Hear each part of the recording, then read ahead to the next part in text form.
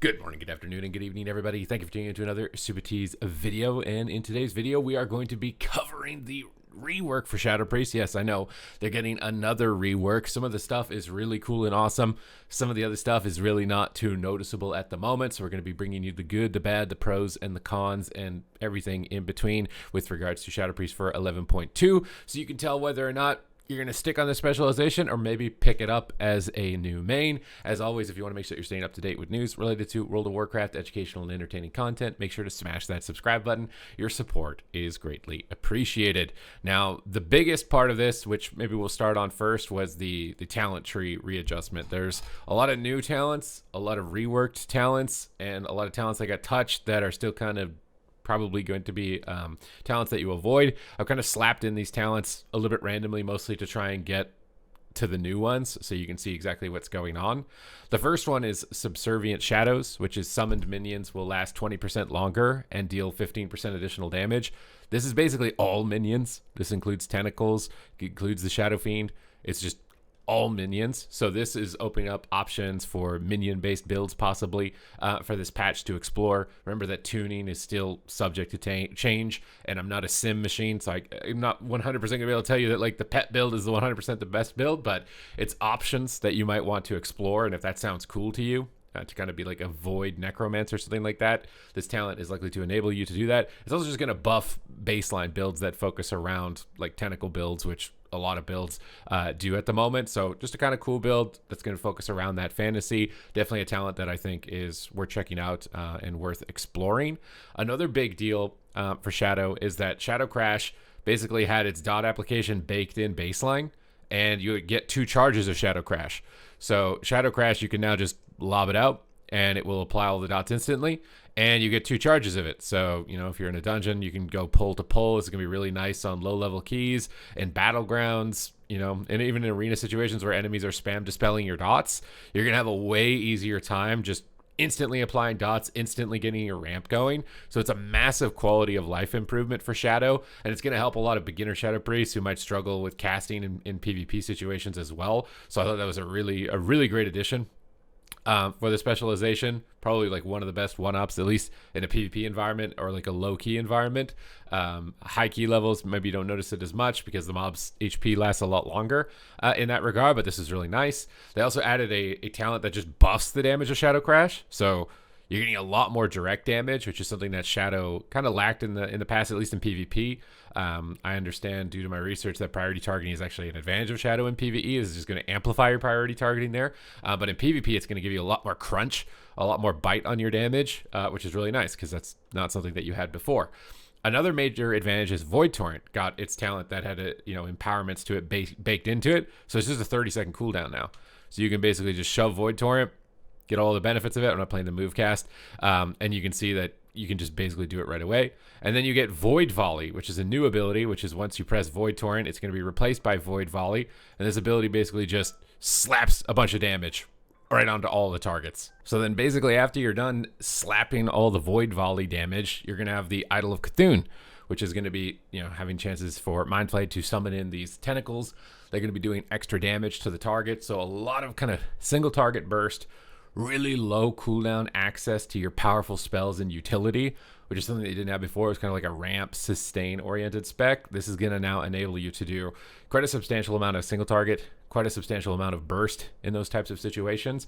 And you just get this added little benefit that all your little minions are going to be doing extra damage. So I'll give you a little bit of a showcase of it here in just a moment, because I think there's a couple of other talents actually, now that I'm thinking about it, that we really need to talk about. The other one is Madness Weaving, which is basically the damage from your mastery for Shadow Weaving gains 50% additional benefit from Devouring Plague. So if you Devouring Plague up, your mastery stat becomes a bit more valuable. So I don't know if this is enough. Again, I'm not a sim machine for mastery to become, your main stat or not. I would think that it's unlikely, but it definitely gives it a little bit more value, gives it a little bit more bite. The biggest benefit of this entire patch that basically everyone is talking about is the Idol of N'Zoth, which is you create horrific visions when casting harmful spells on enemies, and at 50 stacks of horrific visions, your target sees a nightmare, which will deal shadow damage and grant you 4 insanity over 3 seconds. At 100 stacks, you'll witness a vision of N'Zoth, dealing 1.6 million shadow damage and granting you 12 insanity over 3 seconds. This one is the cool one. This is the one that's giving you like real big beef. You got to be paying attention to this icon because when it ramps up, it hits with devastating power. It does massive work. It's really strong in that regard at the moment, which probably means it's going to get nerfed build over build. I think it did just get recently touched down a bit because it was so powerful, but we're going to play with it a little bit here to see how it goes. This talent, the Idol of Yasarj, for a lot of the main Shadow Priests, like I've played Shadow Priest, I've got 2400 rating on it. I'm kind of casually dive onto it, but I want to make sure I got more of a professional research done for this. Is that this talent is just kind of meh at the moment. It gives you haste, and it's got the negative element that it takes haste away from you. It just seems like it's undertuned. And honestly, it's kind of strange where it's located because it's like on the pet side, and then randomly you're just getting weird haste modifiers. So it seems like it's in a little bit of a weird location where I would have expected this to be like a capstone that amplifies all of your void minions that you're summoning in, with it leading down from subservient shadows into mindbender, right? It's kind of just seems a little bit weird location and a weird effect that's kind of undertuned at the moment. So I think a lot of players are avoiding it as a result. Another thing to take into account is that Death Speaker has been changed. I think this is worth noting because they've increased the threshold. You can now do Shadow Word Death damage bonuses and talent bonuses below 35% health instead of 20% health. And it can be very difficult at least in PvP situations and even low keys, right? The target might just instantly die before you can even switch to this in a lot of cases. Or you might not be able to get the target consistently into that range.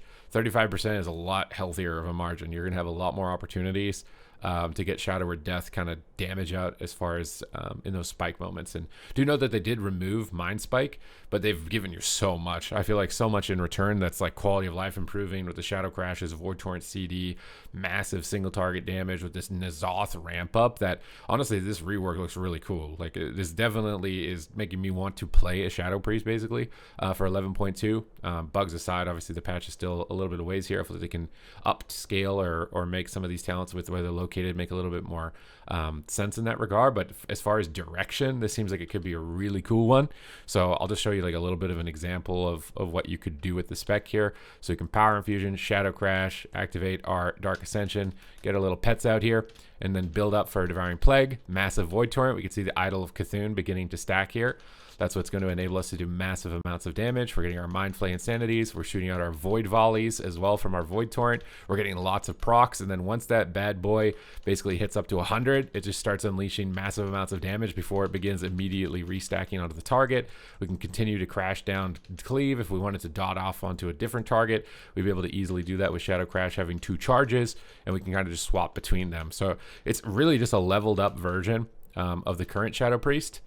For the most part, it's just everything is better as far as like talents and rework is concerned. A lot more single target damage that you have access to, a lot more ramping finishing power, and not to mention the fact that you're getting obviously set bonuses, which I didn't even get into yet, which is just Void Blast doing more damage, its cast time being reduced, and its cooldown being reduced. So yeah, I mean, it gets pretty good for Shadow Priest. I think at 11.2. Your 4-set bonus, Void Blast, now also causes Entropic Rift to grow. Collapsing Void increases Entropic Rift's damage by an additional 20%, and the damage of your next Void Torrent is increased by up to 200% based on when the Entropic Rift collapses. So you've got this giant feedback loop basically right now that's just feeding into itself with this huge engine. It's way easier to ramp, way easier to deal with, being able to quickly move like pull to pull or target to target, or if enemies are spam dispelling you. It seems really cool. I'm going to jump over quickly here to Archon to see what's going on with the Halo talent tree, because there were some changes to apparitions as well. I think they're enabling them now to critically strike, which is one of the changes. If I can find the one that is over here, because there's so much. I think that they're going to be just doing a lot of extra damage. Shadowy apparitions, yeah, critical strike chance increased by 100%. So I'm curious to see if any sort of apparition builds. Basically, it feels like this talent tree, it's a little bit overtuned at the moment for N'Zoth, and that'll probably get nerfed. And probably, honestly, even the Void Torrent build might get nerfed. But there's more options to be able to explore throughout this build. Apparitions, pet builds, giant build-up builds, single target tentacle builds. Wasn't super interested in the Idol of Yogg-Saron, but maybe it's just because it's kind of old at this point relative to everything else, right? New and shiny, right? New dopamine, need to be jumping on the new dopamine. Do hope Idol of Yogg-Saron is just like, I don't know. This is just, it just seems like almost like it just doesn't belong there. It's a very weird location. But let's look at the set bonus for Archon as well, because it could be good. Halo generates an additional 10 insanity over 5 seconds, and Resonant Energy additionally increases the damage of your Devouring Plague by 5%. And remember the talents that where your Master is modified with Devouring Plague now as well. While Power Surge is active, every 2 casts of Devouring Plague adds another Halo to the effect at 100% effectiveness. Okay, I kind of want to see what this looks like. How many, wait, what? How many halos are we going to get here? Okay, we're going to PI, we're going to get into Void Form, we're going to Shadow Crash dots up here, we're going to Halo, we're just going to see how many halos we can basically get going on this guy.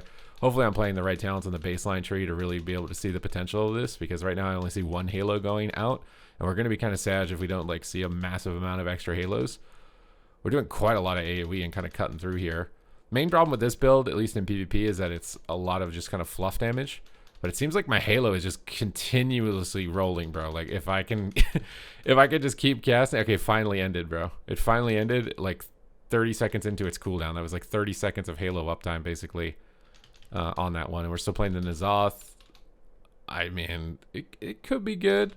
Could be good. I'm really just a big fan of the Void Weaver. It's just been my favorite talent build. Maybe the Halo one is not looking. The Archon one isn't looking as appealing to me to check out because I'm just a Void Weaver main. I really like the Rift, all the burst damage, the spell transformation. That type of deal just looks way more cool to me.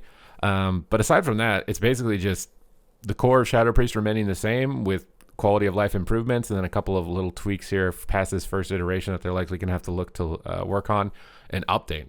But overall, really good. This seems like a really cool patch to be able to check out a Shadow Priest. So I hope you guys enjoyed this review. Hope you guys enjoyed this deep dive, and it got you the intel that you needed for patch 11.2. And as always, as changes come through, I'm going to be relaying them to you basically as fast as they come. That's my goal in this channel, is speed. You're going to be ahead of everybody else by being subscribed to this channel. So thank you guys very much, and I will see you in the next one.